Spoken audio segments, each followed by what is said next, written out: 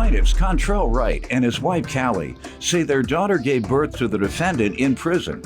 And when the defendant was a year old, Contrell and Callie took custody of her. Callie claims after they legally adopted the defendant and told her the truth about the situation, she started running away from home and stealing from them. They're suing their daughter for a car and an unpaid loan. Defendant Janetta Wright says she and the plaintiffs had a lot of disagreements growing up, but she believes it was because the plaintiffs were too strict. Janetta admits that she's made some bad decisions in her adult life, but insists she's going back to college and wants to get her life back on track. Start with you all. Okay, in 2013, we were here in front of you, and I had sued my son's ex-girlfriend. He was not able to be here because he was in prison due to drugs.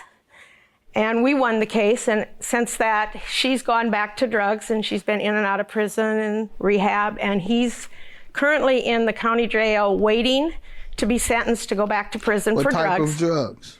Meth. And actually, drugs has destroyed my entire family. I have no relationship with any of my grandchildren, any of my great-grandchildren, any of my children because of it. The grandchildren and great-grandchildren? Well, because the great-grandchildren and the grandchildren I don't have because most of them, their mothers have got the children, and so I'm not allowed to see them. Right. This is our daughter. Mm-hmm. When she was a year and a half old, we went out to the Colorado State Women's Prison and picked her up because she's actually my biological daughter's daughter, so she's actually my biological granddaughter. Okay, so since 1.5, she stayed with you guys? She's been with us. She's been our daughter. Good. How'd that go? How was she as a child? Well, when she was 10 years old, we told her that we were not her biological parents because she thought we were, and we adopted her. And that did take a toll, I believe, on her.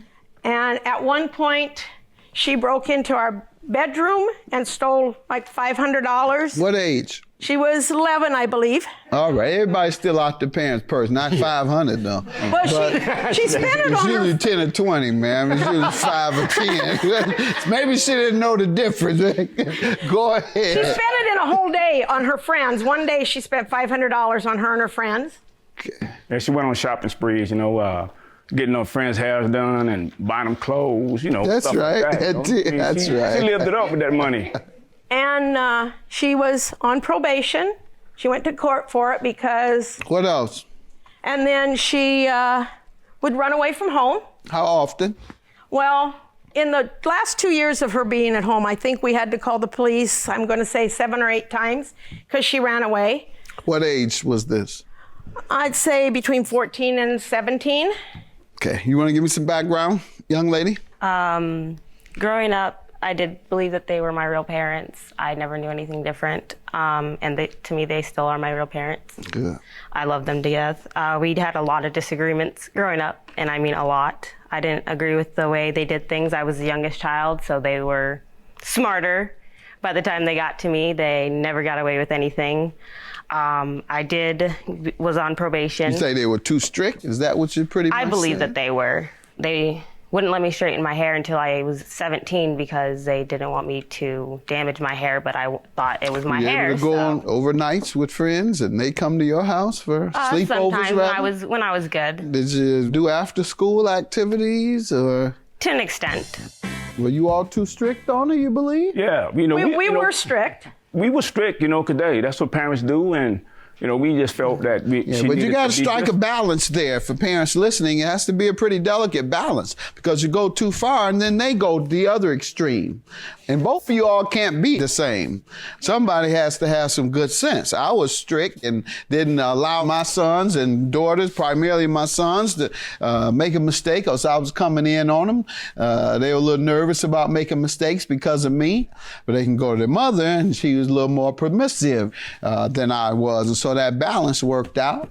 They hid it from me and at least admitted to her. So I would still get the knowledge, but couldn't react. All right, tell me why you're suing your daughter. Tell me how she owes for the car and the trip. What happened?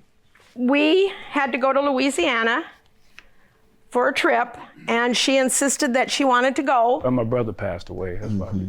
And she did not have the money to go, and we told her we can't, you don't need to go. It's not like you have to go, but she insisted, so she said she was going to pay us. When? The end of March and the first part of April of 2016. All right, so go ahead. And she signed this promissory note. Let's see that, please. That she would pay us. That's the loan, and we're also suing for a car that she purchased. Recently wrecked. That she purchased from us because she had a car and she ran it into the ground and blew the transmission up. So she didn't have a car, so we ended up having to sell her one of our vehicles that we What had. were the terms of repayment? She was supposed to pay $280 a month until Beginning it was paid when? off. In December of 2016. Total price was to be what? The total price was going to be $2,800. She hasn't paid anything on that? She's paid some on that. Good. I have a promissory note on that also. All right. And I also have a lien against the car. And she was actually paying for it until she decided to quit college, drop out of college, and go down and live in Kansas.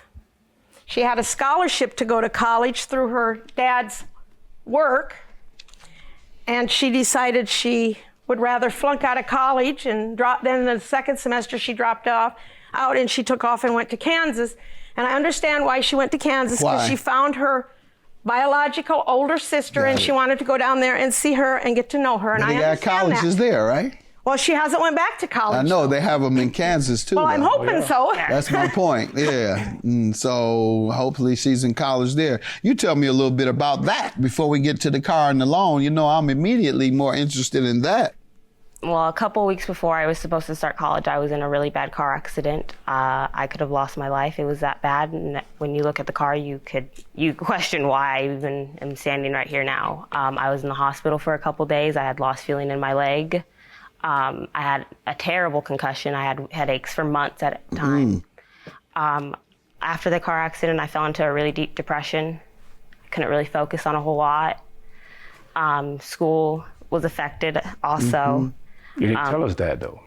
That's not something easy to come to your parents with. It's not, and I wish I would have. Yeah, but And I wish I would fighting have. about it. Were you all in the same household at We that were, time? and Yeah, it but was just that hard to just talk doesn't about. happen, The car yeah. accident is still hard to talk about because I remember the car accident happening. I remember seeing the car flip and the gravel and the grass, and just talking about it was very hard. And I thought I could handle it myself. I couldn't. Okay. I did end up having to drop out of Where are college. you at and, now in terms of your recovery? I still have depression and I'm still struggling. I did move to Kansas, and mentally I have gotten a lot better. It's financially is where I'm struggling at. Keeping a job. I had a job. I got a job right away when I moved down there. Are you delinquent on any school loans or anything? I don't believe I am. I had full scholarships that paid, and I didn't have to pay any of the You're scholarships not ready back. to go back? I actually have a plan to go back next year. I'm planning to move back to Nebraska and get a house and go back to school. Okay, and you're going to be able to benefit from the scholarship, Yes, scholarship I should be able to. opportunities? Well, I don't know if that's going to work now because this is her first year. She was supposed to get it this year, but they've been questioning me, asking me if she's coming back to school or anything like that. And all I can say is I don't know what she's doing because I don't talk to her. Well, we know now what has occurred. So I can find out for Yeah. her, if she I would like, Talk to me. I would like that.